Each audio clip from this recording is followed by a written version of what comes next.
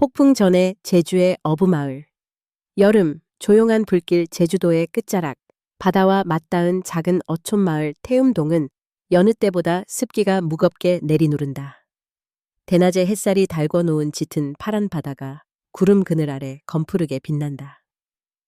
마을을 감싸고 도는 바람은 이따금 비릿한 소금 내음을 몰고 오지만 요즘 들어 바람도 뜨겁고 사람들의 숨결조차 가쁜 여름이다. 추억이 70일 넘는 조용히 지붕 밑 그늘에 앉아 서늘하게 식은 두 손을 비비며 바다를 바라보았다. 젊어서부터 평생 이곳을 지켜온 어머니였다. 해안의 성게와 미역, 해녀들의 숨빗소리가 삶의 일부였고 손주라 할 만큼 나이 어린 여성들과도 동갑내기처럼 모든 고된 일을 해왔다. 특히 그녀에게는 아들 우진 40일이 삶의 유일한 동아줄이었다. 남편은 일찍 돌아가셨고 힘겹게 학교를 보내고 도시로 나가던 우진이 수년 전 다시 돌아오며 가까이 살게 되었다. 그러나 이제 그녀가 더 이상 가족의 중심이 아님을 직감했다. 작년 봄 아들 우진이 서울 여자인 지민서 30일을 아내로 맞이한 후 그 집이라는 울타리의 색채가 서서히 변화해왔다. 여름 한낮 태음동에 불어오는 바람은 왠지 모르게 음산했다. 오키는 조용히 한숨을 쉬며 뒷마당 구석에 쌓여있는 미역망을 다듬었다. 땀방울이 이마를 타고 흐를 때마다 젊고 날렵한 목소리가 집안에서 흘러나온다. 어머님, 아직도 그 미역 정리하세요? 이제 제사는 서울식으로 간소하게 하지 말라고 아버님이 말씀하셨잖아요. 굳이 그렇게 힘들게 하실 필요 없으세요. 민서였다. 부드러운 말투지만 미묘하게 뾰족한 가시가 숨어 있다. 항상 그렇다. 오키는 조용히 대답했다. 미역은 저녁에 차려야 국물이 깊어지지. 내 아버지가 좋아하시던 방법이야. 민서는 뚜벅뚜벅 걸어와 오키의 등 뒤에 서서 핸드폰을 만지작거리며 씩 웃었다. 지나간 세대의 방식에 너무 집착하지 마세요. 요즘은 다 바쁘게 살아야 하니까요. 오키의 손길은 잠시 멈췄다. 더는 말하지 않았다. 이 집의 공기 속에는 겉으로는 차분하지만 속을 긁는 미묘한 긴장이 도사리고 있었다.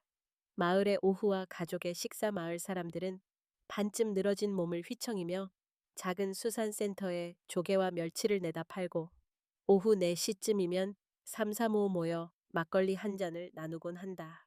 오키가 집으로 돌아와 마당 마루에 바람을 맞으며 앉으면 기억 속 오래된 제주 사투리가 아름돌처럼 맴돈다. 그러나 저녁 준비를 하려 부엌에 들어서자 민서의 목소리가 다시 이어졌다. 어머님, 저녁은 간단하게 먹자고요. 요즘 웰빙식이 대세잖아요. 너무 기름지고 짠 건 건강에 안 좋대요. 손에 쥔 진한 된장을 내려놓으며 오키는 마음속으로 다시 한번 숨을 삼켰다. 옛날 같으면 며느리가 오는 대로 아들이 좋아하는 갈치구이 한 접시 올려두었겠지.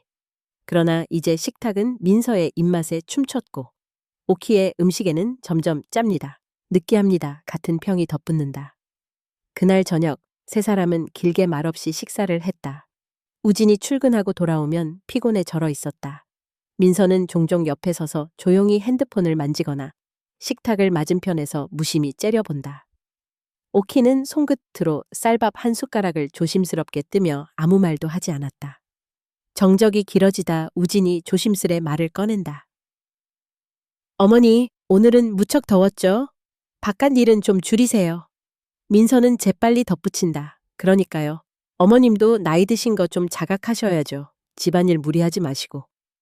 필요하면 말씀하세요. 대신 저랑 우진 씨도 일이 많으니 서로 조금씩 양보해요.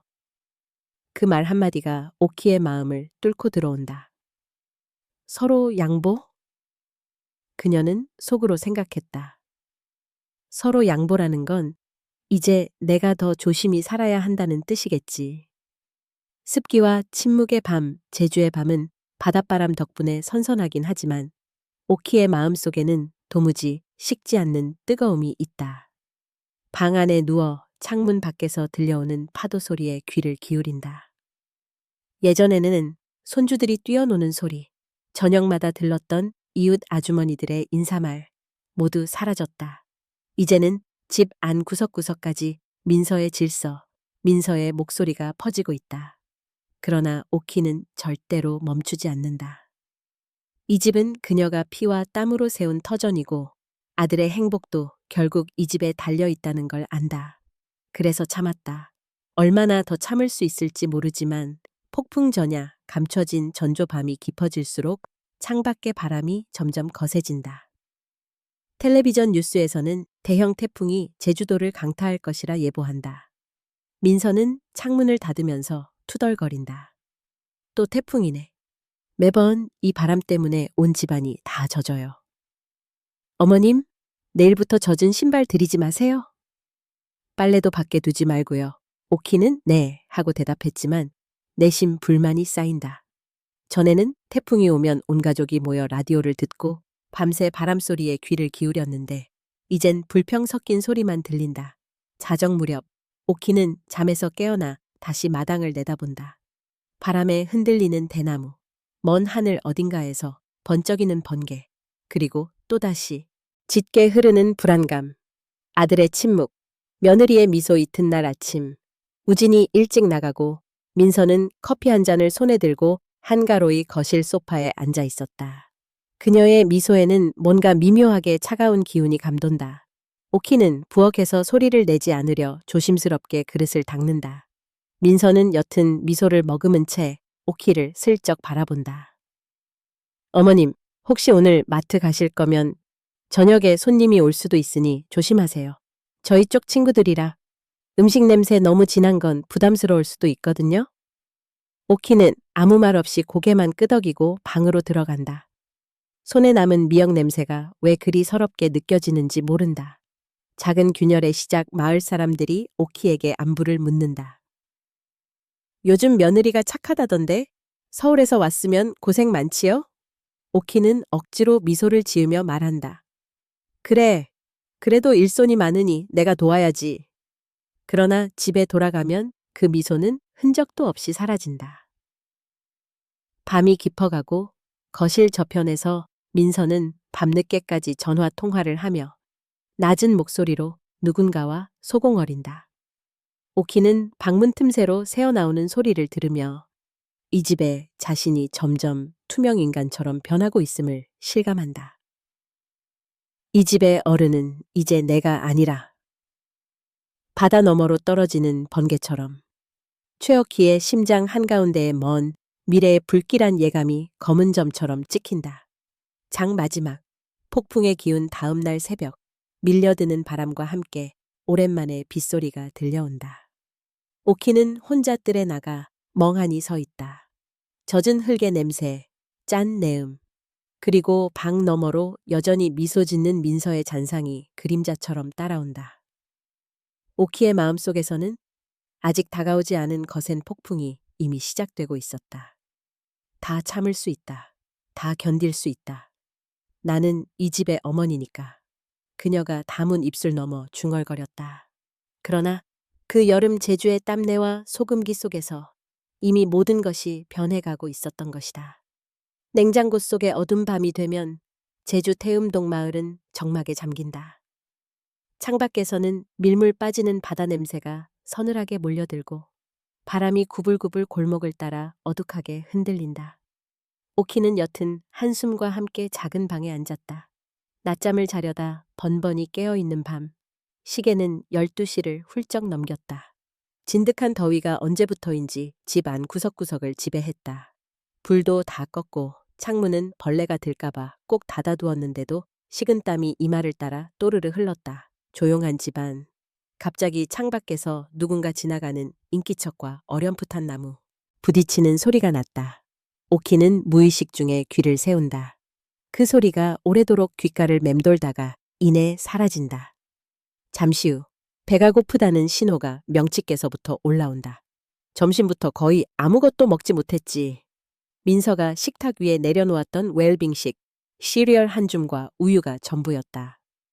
오키 입맛에는 도통 맞지 않는 음식이었지만 이젠 지방질 음식은 피하셔야 해요. 라는 민서의 단호한 말에 더는 투정을 부릴 수 없었다. 참다 못해 오키는 이불을 고쳐 덮고 마지막 용기를 내어 살금살금 부엌으로 향했다. 발끝으로 조심히 걷자 바닥에서 타일 삐걱거리는 소리가 미세하게 찢겼다. 냉장고 앞에 멈춰서서 살짝 문을 열려는데 뭔가 이상하다. 손잡이가 꿈쩍도 하지 않는 것. 문이 왜 이렇게 빡빡하지? 힘을 조금 더 주어 열어보려는데 자물쇠가 채워진 듯 턱하니 걸려 움직이지 않는다. 고개를 숙여보니 앞문 손잡이에 작은 자물쇠가 채워져 있다. 순간 심장이 쿵 하고 울렸다. 아니, 냉장고에 웬 자물쇠람? 뒤통수에서 쌓은 기운이 밀려오는 바로 그때 부엌 앞에서 발소리가 들렸다. 민서였다. 머리를 산발한 채 얇은 가운을 걸치고 한 손에는 휴대폰을 들고 있었다. 얼굴에는 어둡고도 냉혹한 그림자가 드리운다. 어머님, 이 밤중에 냉장고 앞에서 뭐 하세요? 목소리는 평소처럼 다정한 척했지만 눈동자는 동물적 경계심과 증오가 흘렀다. 저기, 내가 그냥 좀 목이 말라서 어제 남은 미숫가루 한 컵만. 아, 그건 내일 아침에 드세요. 냉장고 자주 열면 음식 다 상해요. 특히 이 더운 날씨엔 더 그렇잖아요.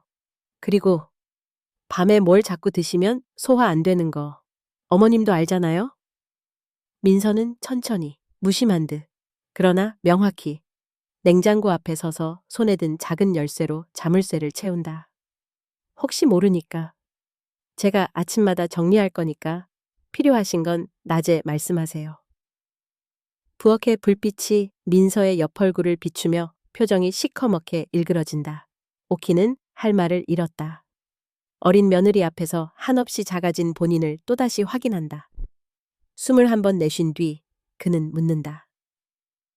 민서야, 왜 자물쇠까지 채워두니? 나 이렇게까지 해야 돼? 민서가 비웃듯 어깨를 으쓱인다. 목소리는 더 낮아졌다. 요즘은 아무도 방심하면 안 된다고 하잖아요. 뭐 혹시라도 도둑 들면 어쩌시려고. 그리고 어머님도 건강 생각하셔야죠. 오키는 정지한 듯 가만히 선 채 며느리가 문을 닫고 들어가는 소리를 들었다. 방 안에 미약한 불빛이 하나둘 꺼지자 어둠은 냉랭하게 부엌을 집어삼켰다. 그 자리에 서 있던 오키는 금방이라도 눈물이 떨어질 듯 했다. 차가운 밤, 뜨거운 소갈이 오키는 돌아와 아무 말 없이 침대에 앉았다. 이 집에서 내가 할 수 있는 게 뭐지?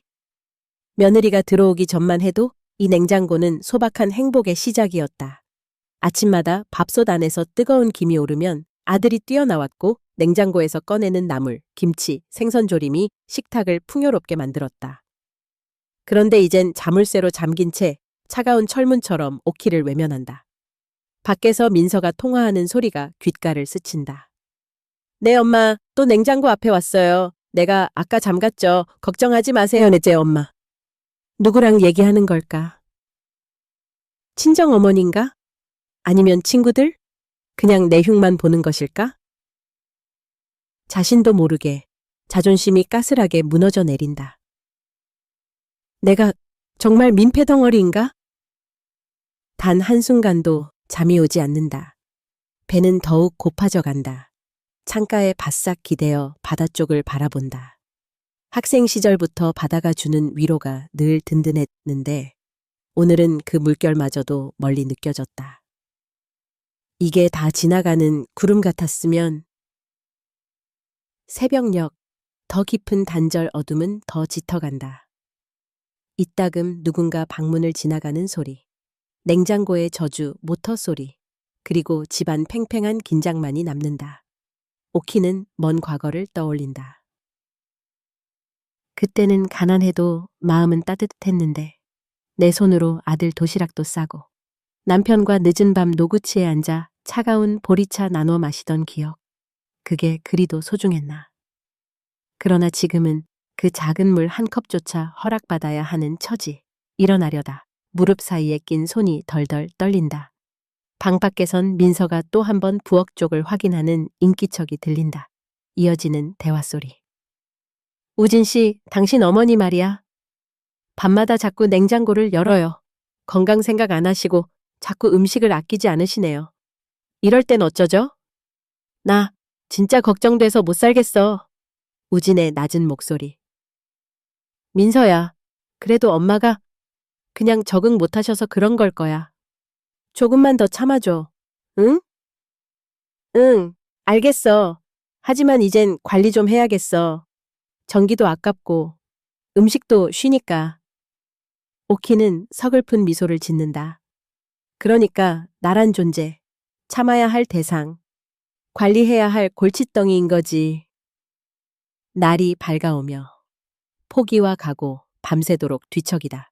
오키는 새벽의 새소리를 듣는다. 부엌에는 여전히 차가운 냉기가 남아있고 냉장고는 굳게 닫혀 있다. 새벽 공기는 서늘하지만 마음은 무거웠다. 그녀는 혼자 중걸거린다. 버텨내야지. 버텨내는 것만이 내가 이 집에 남을 수 있는 유일한 방법이겠지. 그렇게 새로운 하루가 천천히 시작되었다.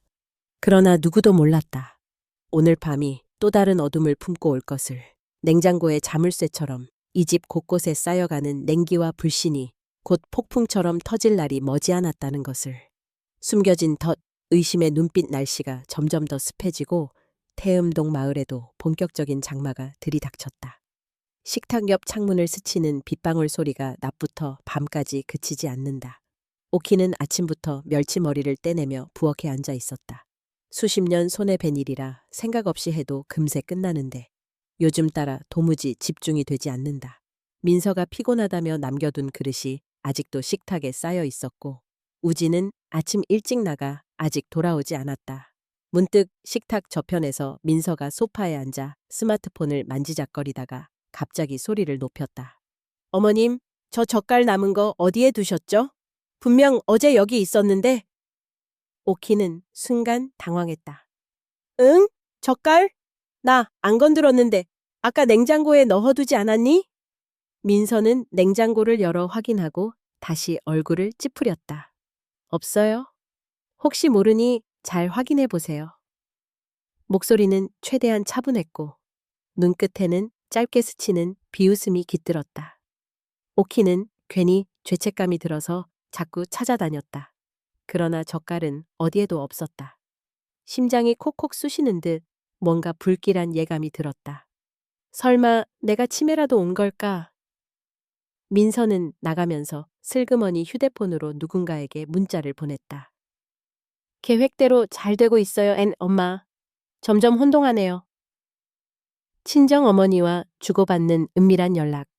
그녀는 입가에 가벼운 미소를 머금은 채 오키의 뒷모습을 힐끔거렸다. 첫 번째 덫, 엎어진 미역국 저녁 무렵 우진이 퇴근해 집에 들어설 땐 습기와 피로가 두텁게 집안에 깔려 있었다. 민서는 부엌에서 밥을 드며 일부러 큰 소리를 내었다. 어머님, 미역국 좀 식탁에 내주실래요? 오키는 고개를 끄덕이며 조심조심 미역국 냄비를 들어 옮겼다. 그러다 순간 손에서 냄비가 미끄러졌다. 축축했던 바닥 때문인지 아니면 손에 힘이 풀렸던 건지 끓던 미역국이 순식간에 쏟아지고 말았다. 보글거리는 국물이 마룻바닥에 번지며 연기가 피어오른다. 민서는 놀란 듯 뛰어오더니 단박에 외쳤다. 아이고, 어머님! 한 번에 이런 실수를 하시면 어떡해요? 아, 오늘은 우진 씨 좋아하는 미역국이라 직접 끓였었는데. 우진은 당황하며 빗자루를 들고 달려왔다. 엄마, 괜찮으세요? 오키는 절망에 가까운 표정으로 말을 더듬었다. 네, 내가 죄송하다, 민서야. 나 일부러 그런 건 아니다. 민서는 입술을 깨물며 표정을 정돈하고 우진을 보고 한숨을 크게 내쉬었다. 어머님이 요즘 자주 깜빡깜빡하세요. 혹시 건강검진 한번 받아봐야 하는 것 아닌가요? 솔직히 저도 걱정돼요, 남편. 우진은 어머니의 손을 잡으며 머뭇거렸다. 엄마, 혹시 어디 불편해? 기억력이 좀... 그 말에 오키는 마치 벼락을 맞은 듯 멍해졌다. 민서의 눈빛, 그 뒤에 숨어있는 승리의 미소를 본 건 오직 오키였다. 두 번째 덫, 사라진 반찬통 며칠 뒤 아침밥상을 차릴 때였다. 오키는 항상처럼 반찬통 몇 개를 꺼내 식탁에 올려두었다. 자리를 비운 사이 민서가 몰래 주방에 들어와 미리 준비한 빈통과 바꿔치기 했다. 그날따라 우진도 일찍 출근해 아침을 먹지 않아. 상황을 민서와 오키 두 사람만이 마주했다. 민서는 밥을 뜨다 말고 반찬통을 들여다봤다. 어머님, 이거 어제 남아있던 멸치조림은 어디로 갔나요? 이 통 비었는데요. 오키는 황당했다. 분명 아까 채웠는데 혹시 냉장고에 다시 넣었나? 어머님, 아무리 바쁘셔도 음식 낭비는 아니죠. 이 작은 반찬 하나 제대로 못 챙기시면 제가 어떻게 믿고 부탁드리겠어요? 숨 막히는 정적이 흐른다. 오키는 얼어붙은 채로 멸치조림을 한 번 더 확인하려 주방으로 달려갔다. 불신의 씨앗, 틈새를 파고들다 민서는 자기 방에서 자신의 작은 거울을 들여다본다. 이렇게 하면 끝까지 바보 취급될 거야. 아들 앞에서, 친정엄마 앞에서. 집안은 내가 관리한다는 걸 보여줘야 해. 그녀의 표정은 순식간에 천사의 탈을 쓰기도, 예리한 사냥꾼처럼 굳기도 했다. 저녁이면 민서는 또다시 우진 앞에 눈물 한 방울을 뚝 떨구었다. 여보, 나 요즘 너무 힘들어. 어머님이 일을 자꾸 헷갈리시고 내가 뭘 어떻게 맞춰야 할지 모르겠어. 우진은 답답한 얼굴로 밥을 뜨다 말고 말했다. 민서야, 엄마도 힘들 거야. 당신도 고생 많고 내가 잘 신경 못 써서 미안해. 민서는 한쪽 입끝을 조용히 올렸다. 한순간이었지만 오키의 눈에는 큰 그 비웃음이 정확하게 보였다. 의심의 파도, 오키의 불안 오키는 밤마다 잠이 오지 않았다. 내가 진짜로 헛것을 본 걸까? 아니면 일부러 날 공영에 빠뜨리는 건가? 방구석 작은 거울에 비친 자기 얼굴이 너무 초라해 보인다. 민서의 행동이 점점 악의적인 것 같아질수록 오키의 불안은 깊어졌다. 어느 날 저녁 민서가 씻으러 들어간 틈을 타 오키는 주방 쓰레기통을 몰래 뒤져본다. 층층이 쌓인 쓰레기 아래에서 젓갈이 든 빈 병과 멸치조림의 흔적을 발견한다. 그 순간 누군가 뒤에서 조용히 속삭인다. 어머님, 밤에 쓰레기통 뒤지는 습관은 좀 그렇지 않으세요? 화들짝 놀라 돌아보니 어둠 속에서 민서가 미소를 지으며 쳐다보고 있다. 심장이 덜컥 내려앉았다. 가라앉지 않는 의심, 드리워지는 그림자, 오키는 마음속으로 외친다. 나만 이상한 거야? 아니면 억울한 거야? 이 집에서 정말 미쳐버릴 것만 같아. 민서는 방으로 돌아가 스마트폰을 집어든다. 계획은 이상무. 이 이상한 할머니 드디어 내 눈치채기 시작했네요. 엄마. 짙은 비구름이 제주 하늘을 뒤덮고 있다. 오키는 깊은 한숨과 함께 창가에 나가 빗물을 바라보며 결심한다. 이대로 끝낼 수 없어. 반드시 진실은 드러난다. 그리고 방 안에 어둠이 가득 내려앉았다. 첫 번째 정면 충돌 제주 장마는 날마다 더 짙고 무거워졌다. 빗줄기가 처마 끝에 검은 실타래처럼 늘어지고 새벽 5분 간격으로 천둥 소리가 집안을 강타한다. 오키는 밤새 한숨만 쉬다가 해가 막 뜨기 시작할 무렵 겨우 잠시 눈을 붙였다. 그새 민서는 일찍 일어나 주방을 정리하고 있었고 옅은 커피 향이 집안을 감쌌다.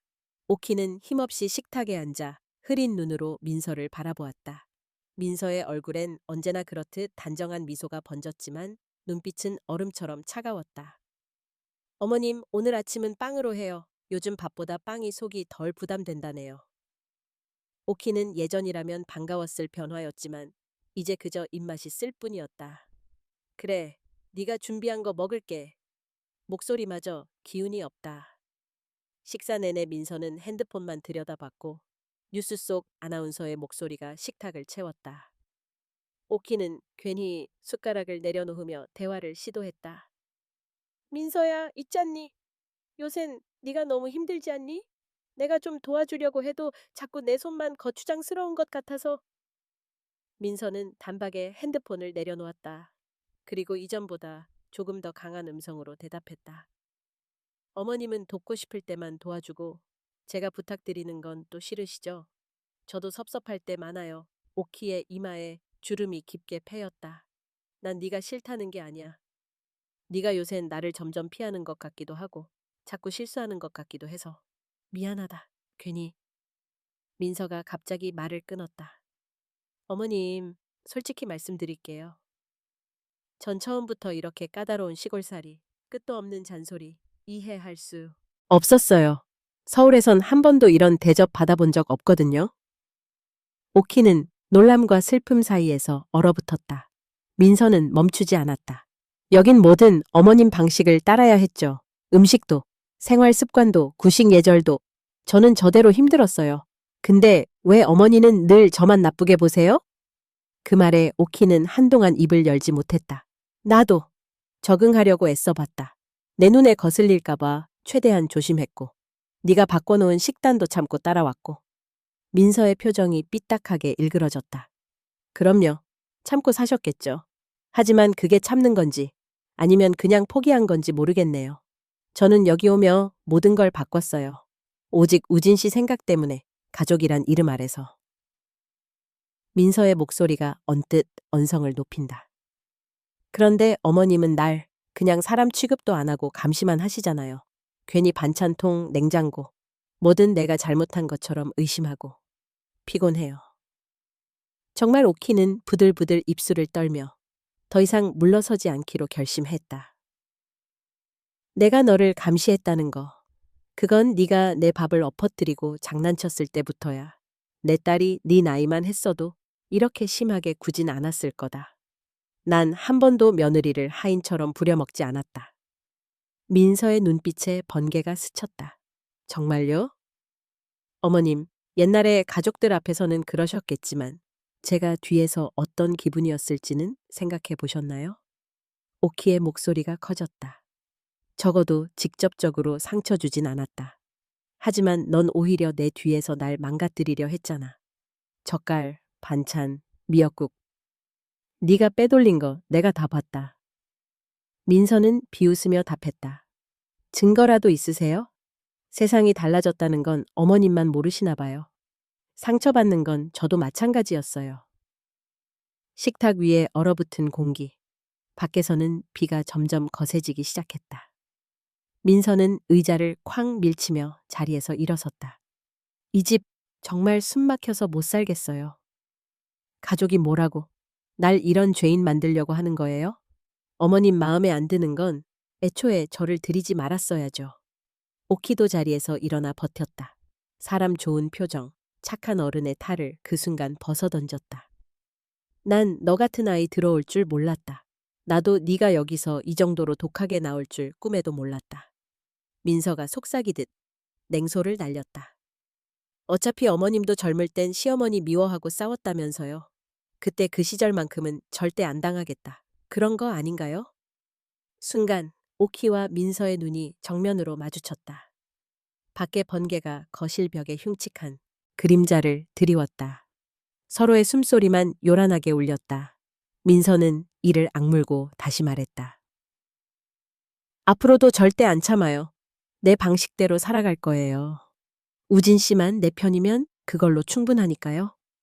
오키도 한치 물러섬 없는 눈으로 맞선다. 그래, 내 맘대로 해봐라. 하지만 내가 숨 쉬는 동안 이 집에서 네 마음대로 못하게 할 거야. 민서가 문을 쾅 닫고 들어가는 순간 접시 위에 머그잔이 부딪히며 깨지는 소리가 공기를 가른다. 둘만의 전쟁 드디어 제대로 시작된 것이다. 오키는 허공을 응시하며 중얼거린다. 이런 애와 평생을 살아야 한다니. 이 집에도 진짜 폭풍이 오는 건가? 이날 밤 두 여자는 각자 방에서 분노와 후회의 침묵 속에 젖어들었다. 밖의 천둥은 좀처럼 사라지지 않았다. 우진 앞에서의 거짓 연희은 장맛비와 천둥이 멎은 뒤 제주 마을 앞바다는 드물게 고요했다. 그러나 집안 공기는 한결 더 침울했다. 우진이 오랜만에 야근 없이 저녁에 집에 들어오는 날, 민서는 일찌감치 웃옷을 갈아입고 머리를 촘촘하게 묶었다.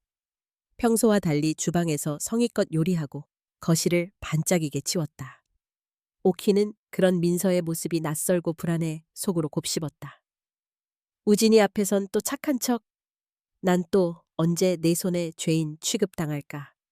식탁엔 미역국, 허브구이 생선, 신선한 나물 반찬이 차려졌다. 우진이 들어서자 민서는 환하게 웃으며 맞았다. 여보, 오늘 일 고생 많았죠? 어머님이랑 저랑 저녁 준비 다 했으니까 씻고 오세요. 오키는 별말 없이 조용히 숟가락을 놓았다.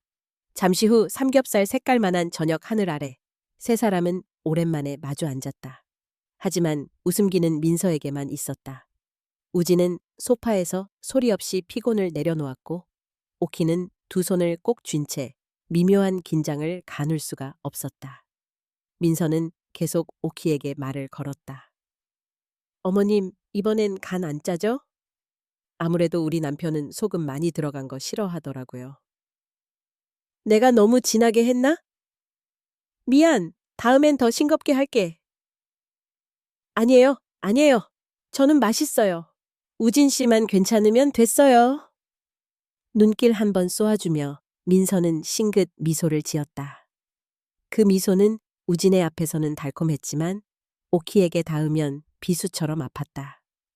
화목한 척하는 만찬, 내면의 두려움 식사가 시작된 지 얼마 안 되어 민서는 일부러 우진 쪽으로 젓가락을 뻗으며 말했다. 여보, 아시죠? 어머님 오늘 정말 애 많이 쓰셨어요. 요즘도 낮에는 바닷가 일도 하시고 집안일까지 도맡으셔서 우진이 머쓱하게 미소를 지었다. 엄마, 아무리 그래도 너무 무리하지 마세요. 민서가 또 걱정한잖아요. 에휴, 내가 할 수 있을 때까지는 그냥 도와주는 거야.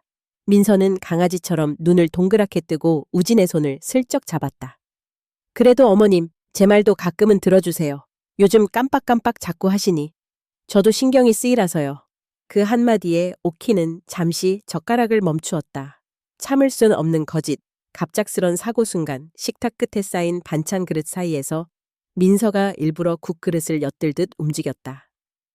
어머님, 여기 국 좀 더 드릴까요? 라며 국그릇을 집어들고는 일부러 살짝 손을 헛디뎌 뜨거운 국을 오키의 손등에 확 쏟아버렸다. 아! 찌끈한 통증, 국물이 피부를 벨 듯 달아올랐다. 오키는 본능적으로 손을 털며 숨을 삼켰다. 민서는 그 자리에서 허겁지겁 일어나 울먹이는 목소리로 외쳤다. 어머님, 죄송해요. 제가 일부러 그런 거 아니에요. 진짜로. 어머님이 갑자기 손을 움직여서. 저 진짜 놀랐어요. 어머님이 항상 갑자기 움직이셔서. 우진이 놀라 얼른 수건을 들고 뛰어왔다. 엄마, 괜찮아요? 많이 되셨나요? 오키는 화를 참으려 애쓰며 손등을 감쌌다. 괜찮다. 괜찮아. 신경 쓰지 마라. 민서는 그제야 더 울먹이며 우진 쪽으로 몸을 내밀었다. 여보, 나 진짜 너무 마음이 아파. 나 어머님께 잘하고 싶은데 어머님이 요즘 왜 이렇게 나한테 무섭게 대하시는지 나도 모르겠어. 오키는 그 말을 듣는 순간 안에서부터 화가 치밀었지만 입을 꼭 다물었다. 이 아이 참, 내 앞에선 뱀이고 저 애 앞에선 천사네. 다 내 탓으로 만들려고 작정했구나. 우진이 민서의 손을 잡았다. 민서야, 괜찮아. 엄마가 그저 요즘 몸이 예전 같지 않으셔서 그런 거지. 너무 속상해하지 마. 민서는 엉엉 소리내어 우는 척했다. 저 진짜로 이 집에서 좋은 며느리가 되고 싶었어요. 어머님이 자꾸 저를 멀리하고 매번 제 탓만 하시니까. 결국 우진의 눈길도 점차 엄마에게 향했다. 엄마, 무슨 일 있으면 솔직하게 얘기해요. 우리 가족인데 숨기지 말고. 민서가 힘들어하면 저도 마음이 아파요. 오키는 창밖을 바라보았다. 비는 서서히 다시 내리고 있었다. 그 물방울 소리가 밤의 정적 위에 서럽게 내리꽂혔다. 무력감, 외로움, 참지 못하는 울음 식사는 어설프게 끝났다. 우진은 민서의 곁에서 그를 달래주고 오키 혼자 식탁에 남았다. 말해도 안 믿고 참아도 고립이고 내가 정말 나쁜 시어머니가 된 걸까. 눈동자에 물기를 머금은 채 중얼거릴 뿐이었다. 늙어서 죄인 만들긴 참 쉽구나. 민서는 몰래 뒤돌아보며 냉소적인 눈웃음을 흘리고 다시 우진 앞에 선 맑고 밝은 표정으로 돌아갔다. 이 집의 진짜 주인이 누군지 곧 다 알게 될 테지. 민서의 마음속에는 승리의 미소와 불안이 교차했다. 폭풍이 지붕을 뒤덮다 장맛비는 멈출 줄 몰랐다. 하루, 이틀, 그리고 닷새째. 제주 바닷가 마을은 연일 휘몰아치는 비바람에 휩싸였다. 흙길과 돌담 사이 여러 이파리들은 몰아치는 바람 앞에서 흐느적거렸고 오키의 마음속에도 구름이 깔리듯 그림자가 번졌다. 집안은 낮에도 음울했다.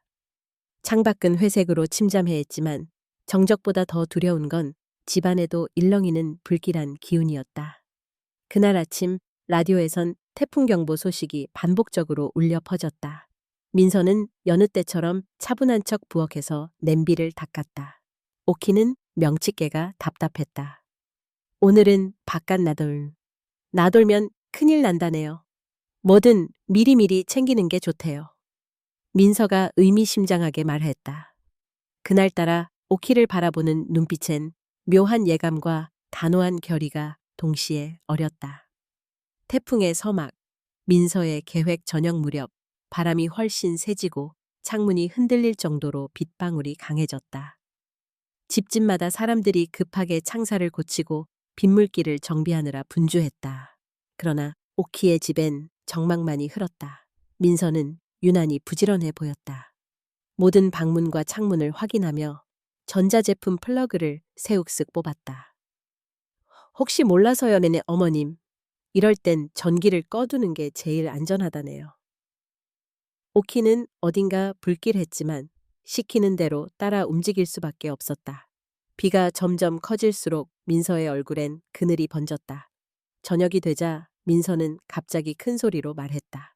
어머님, 너무 시끄러워서 집중이 안 돼요. 앞으로 어머님 방문은 잠깐 닫아둘게요. 방문이 쾅 하고 닫히는 소리. 오키가 당황해 방문을 열려 했지만 바깥에서 굵은 자물쇠가 채워졌다. 민서야, 이게 뭐니? 왜 문을 잠가? 그러나 대답은 들리지 않았다.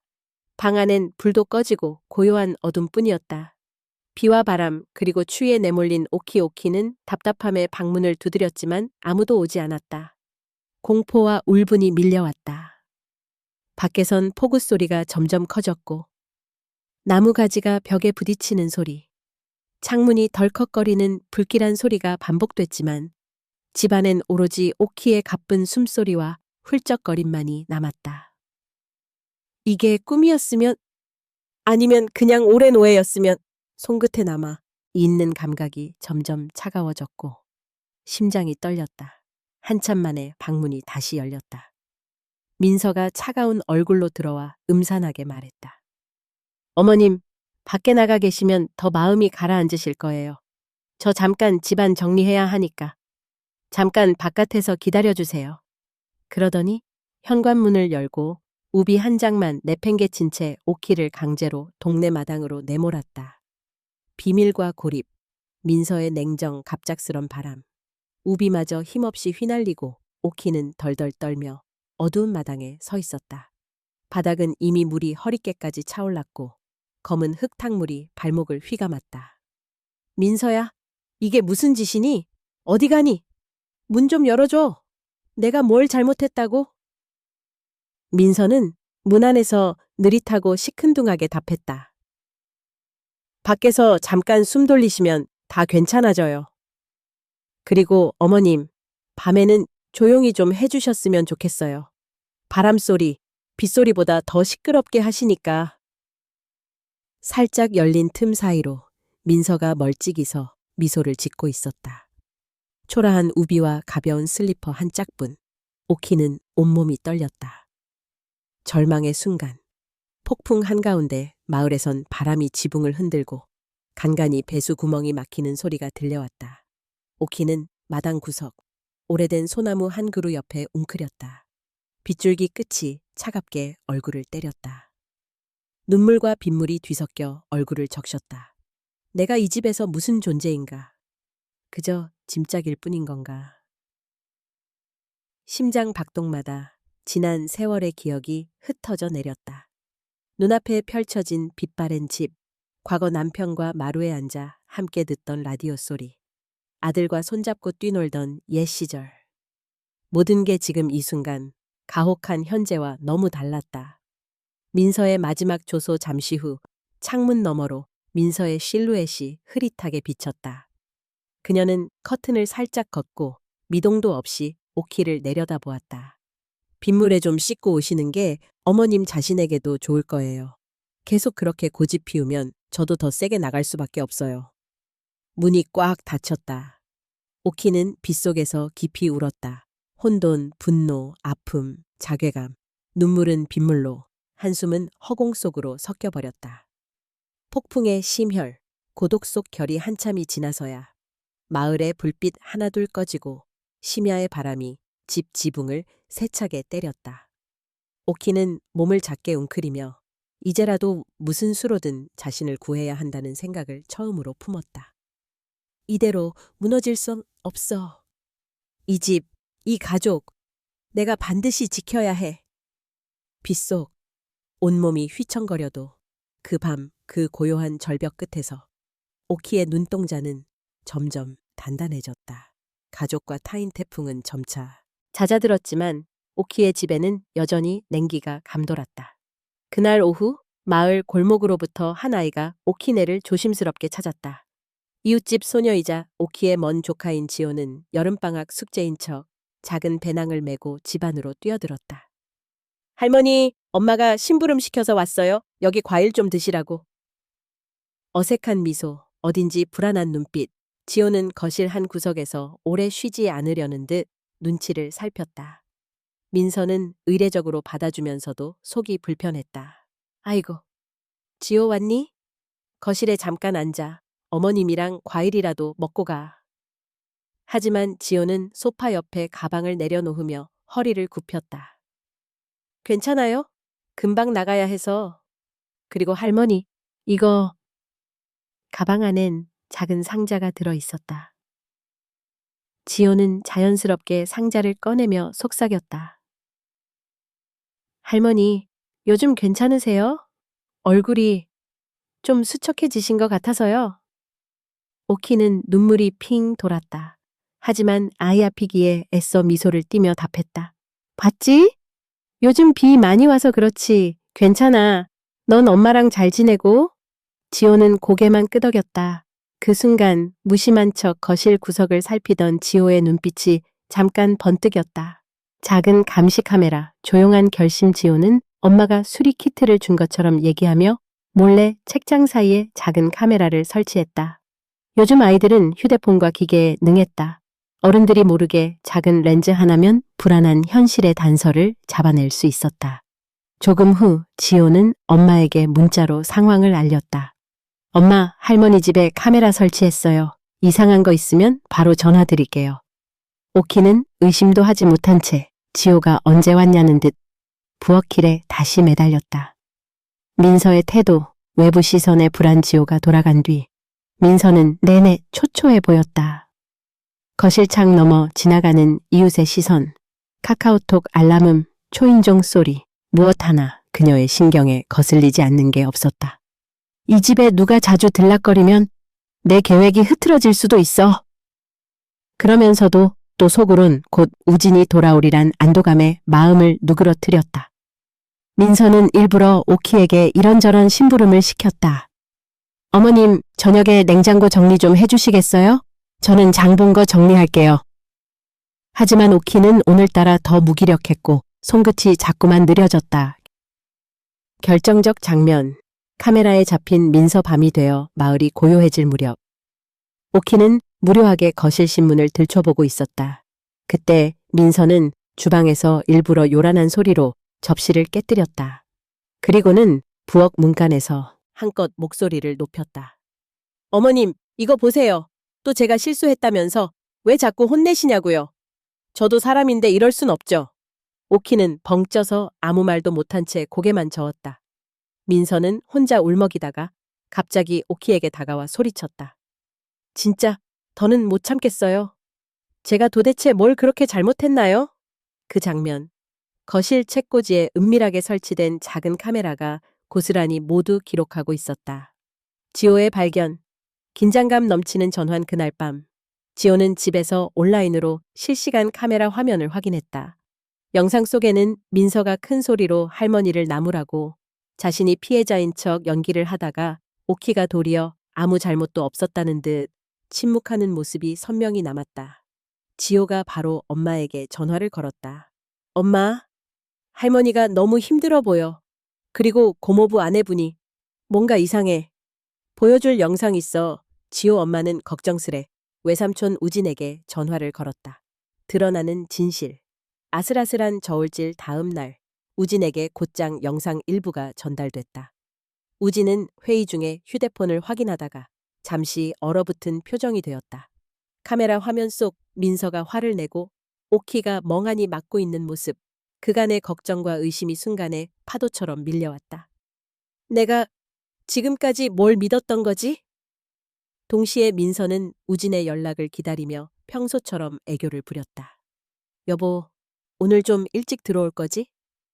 하지만 우진의 태도는 어딘지 달라져 있었다. 힌트와 불안, 작은 연대의 시작 한편 오키는 지호가 준 작은 쪽지 하나를 주머니에서 발견했다. 할머니, 용기 내세요. 누군가 보고 있어요. 짧은 문장이지만 그 말에 오키의 눈에 오래간만에 다시 작은 빛이 스쳤다. 나 혼자만 아니라는 거. 누군가 내 숨죽임을 지켜보았다는 거. 더는 무너지지 않아야 한다는 거. 폭풍 이후 처음으로 오키의 마음에 온기가 되살아났다. 가깝지만 가장 먼 존재가 바로 가족. 그러면서도 절망의 끝에서 진짜 가족은 조용히 손을 내밀어주는 타인이 될 수도 있다는 걸 오키는 오늘 처음으로 실감했다. 가면이 벗겨지다 폭풍이 지나간 다음 날 제주 하늘엔 드물게 찬란한 햇살이 내리쬐고 있었다. 그러나 오키네 집안에는 아직 짙은 회색의 먹구름이 맴돌았다. 진실은 조용히 그러나 집요하게 다가오는 법이었다.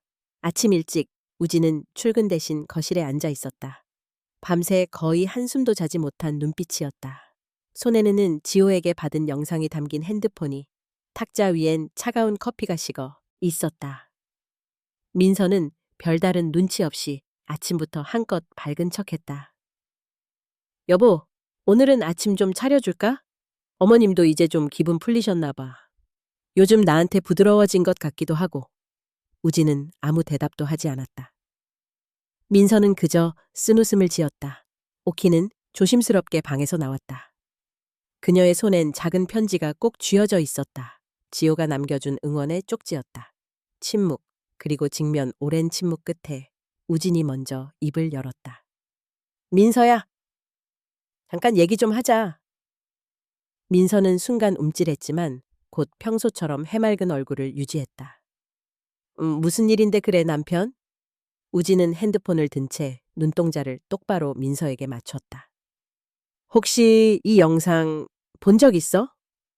민서는 화면을 훔쳐보려다가 당황스러운 표정을 감추지 못했다. 그 안엔 민서가 오키를 몰아붙이고 억울한 척 혼잣말을 하며 자신을 피해자처럼 연기하는 순간들이 고스란히 담겨 있었다. 우진의 목소리는 덤덤했지만 그 안에 담긴 분노와 배신감은 누구보다 컸다. 이게 도대체 뭐야, 민서야? 민서는 돌연 목소리를 높였다. 이건 오해야. 어머님이 자꾸 저를 몰아세우고 내가 폭력 당하는 걸 아무도 몰라줘서 감정이 격해져서 그런 거야. 오키는 그 말을 듣자 가슴이 철렁 내려앉았다.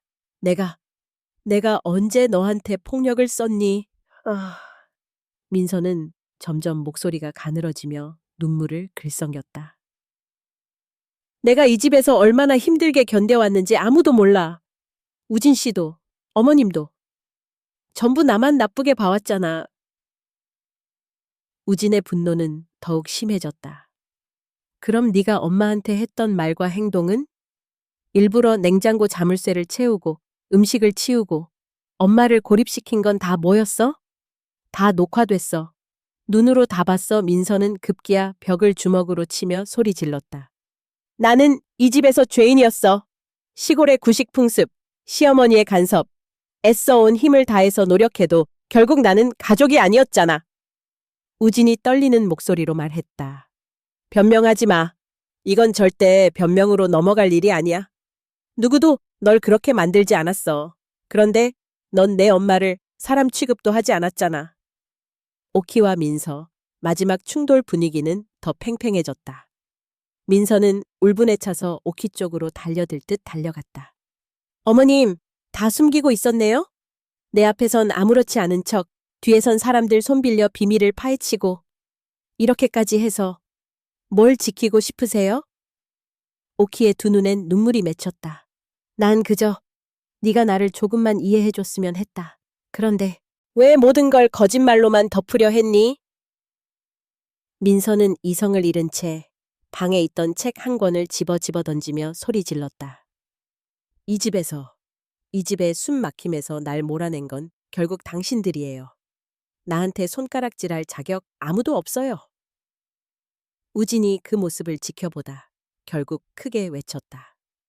이제 그만해. 충분히 봤으니까. 이제는 네가 떠나야 할 차례야. 순간 거실엔 칼 같은 정적이 흐른다.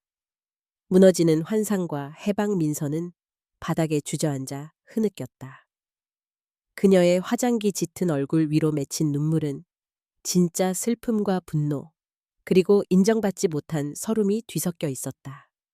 한때 가장 든든했던 집, 새로이 꾸몄던 주방, 그리고 모든 노력을 쏟았던 가족. 이제 그 모든 것이 한꺼번에 무너지는 기분이었다. 오키는 울면서도 언젠가 첫 며느리가 걸어 들어온 날 세상의 아기를 전혀 모르는 딸을 보는 것 같다고 생각했었다. 이 아이도 어쩌면 세상 앞에서 너무 약해서 이렇게 괴물이 되어버린 걸까. 진정한 가족의 의미, 그리고 단호한 결단. 우지는 민서를 똑바로 바라보며 다시 말했다. 네가 여길 떠나는 게 모두에게 필요한 일이야. 내 엄마도, 나도, 그리고 너 자신을 위해서도 말이야. 민서는 잠시 눈동자가 흔들리더니 필사적으로 마지막 항변을 시도했다. 정말, 정말 이게 다예요?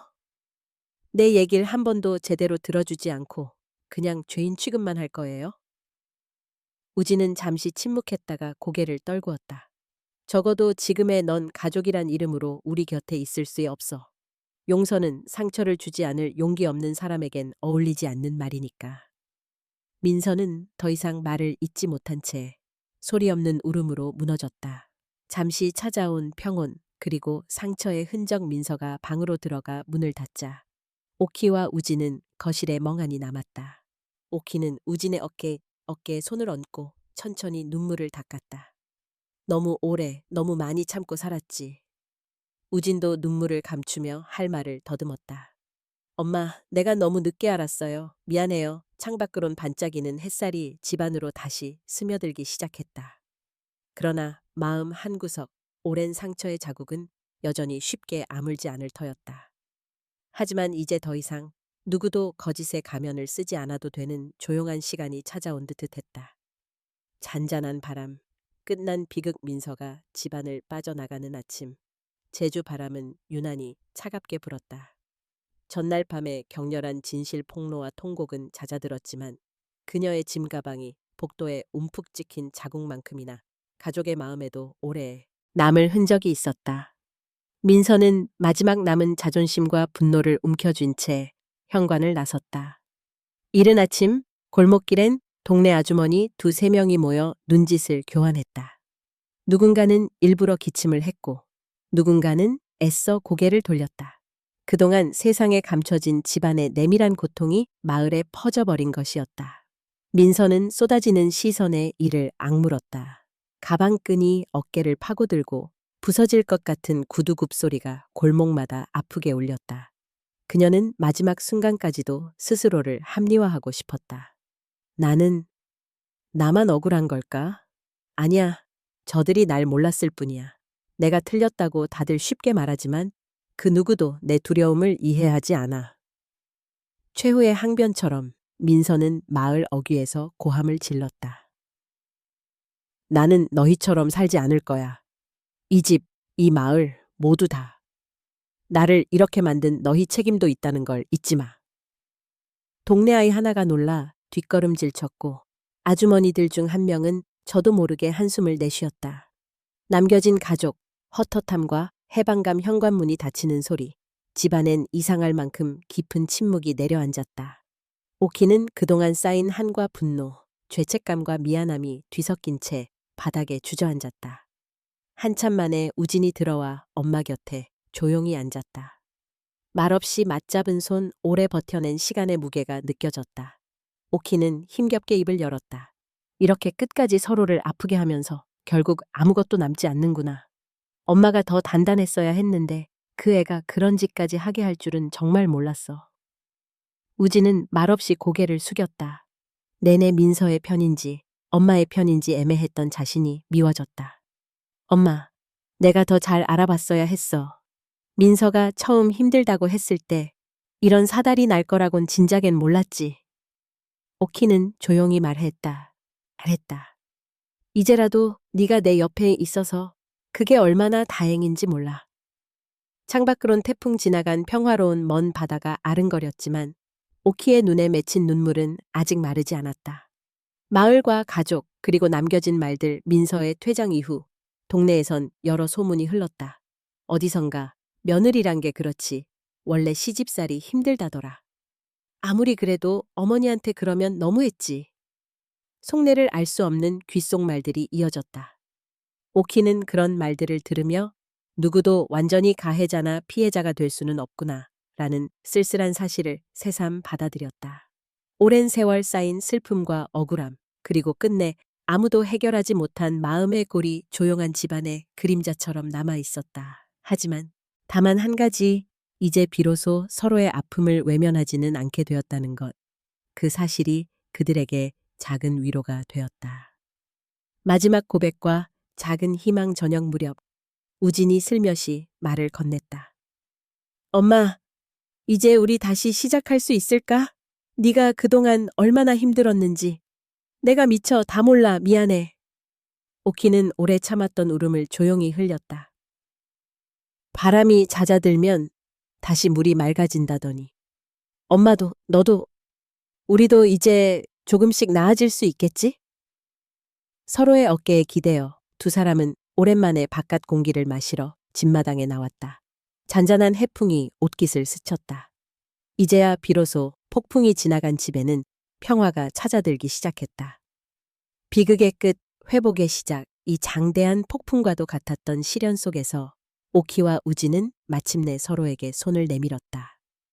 상처는 여전히 남았지만 그들 가슴 깊은 곳엔 이전보다 조금은 밝은 내일에 대한 믿음이 살짝, 아주 살짝 깃들기 시작했다. 오키는 속삭였다. 모든 바다에는 결국 고요가 찾아오는 법이지. 멀리 저녁 노을 아래 마을 사람들의 조용한 일상이 다시 시작되고 있었다. 섬에 떠오른 새벽 제주의 밤이 서서히 걷히고 바다는 다시 잔잔했다. 긴 폭풍과 눈물의 시간 속에서 수십 년 만에 처음으로 오키는 아침 햇빛에 자신의 얼굴을 내맡겼다. 흩어진 남풍이 마룻바닥을 가로질러 식탁 위엔 깨끗한 물 한 잔과 정갈하게 썰린 과일 몇 점. 그 옆엔 우진이 마련한 작은 꽃병이 있었다. 오키는 깊은 한숨을 내쉰 뒤 유리창 너머로 바다의 숨결을 느꼈다. 파도가 멀리 사그라지고 먼 수평선 위로 붉은 햇살이 번져나가고 있었다. 이런 아침을 또 볼 수 있구나. 그녀는 속으로 조용히 되뇌었다. 후회의 밤, 달라진 시작. 밤새 두 눈을 붙이지 못한 오키는 머리에 남은 지난날의 상처들, 험하고 쓸쓸했던 말을 혼자 곱씹었다. 하지만 새벽은 스스로를 단단히 붙잡고 이제는 과거가 아닌 앞을 바라보자고 말하는 것만 같았다. 민서도 내 탓만은 아니었겠지. 내가 더 포근하게 안아주었더라면 우진도 덜 흔들렸을까. 반성, 짙은 슬픔, 그러나 무엇보다 다시 살아야겠다는 담담한 의지. 이불을 정리하며 그녀는 작은 목소리로 자신에게 말했다. 그래도 지금부터 시작이야. 가족의 재회와 작은 다짐 우진은 평소보다 일찍 거실에 나왔다.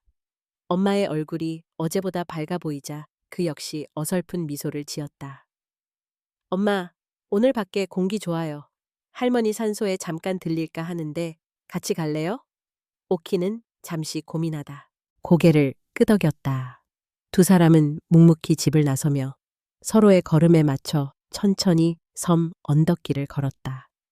눈앞에 펼쳐진 마을 풍경, 회복되어가는 논밭과 바닷가 해녀들의 분주한 모습. 폭풍에 지친 마을 사람들도 각자 일상으로 돌아가고 있었다.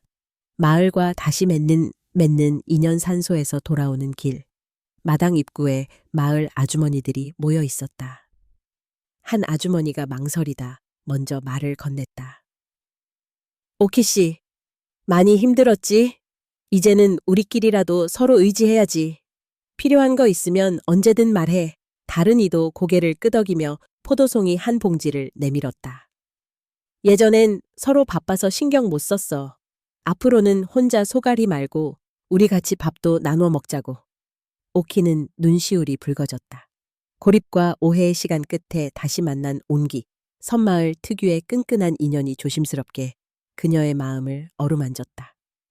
정말 고마워요, 다들. 손녀와의 재회, 희망의 눈물, 그날 오후. 귀여운 지호가 엄마 손을 잡고 오키 집에 찾아왔다. 지호가 수줍게 작은 인형을 내밀며 인사했다.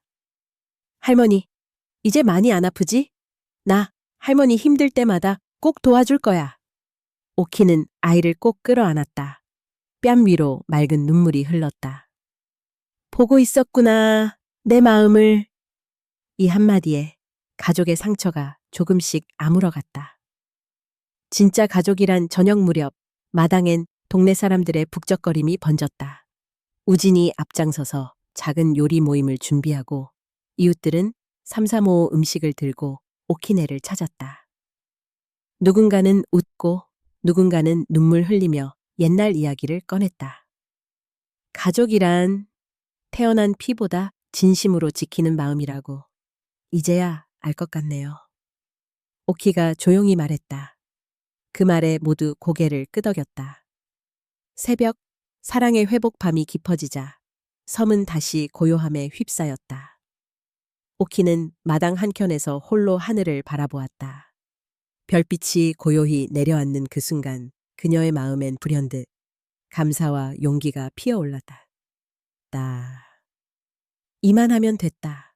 울 만큼 울었으니 이제 웃으면서 살아야지. 우진이 다가와 조용히 엄마의 어깨를 감쌌다. 엄마, 우리 앞으로 함께 잘 살아봐요.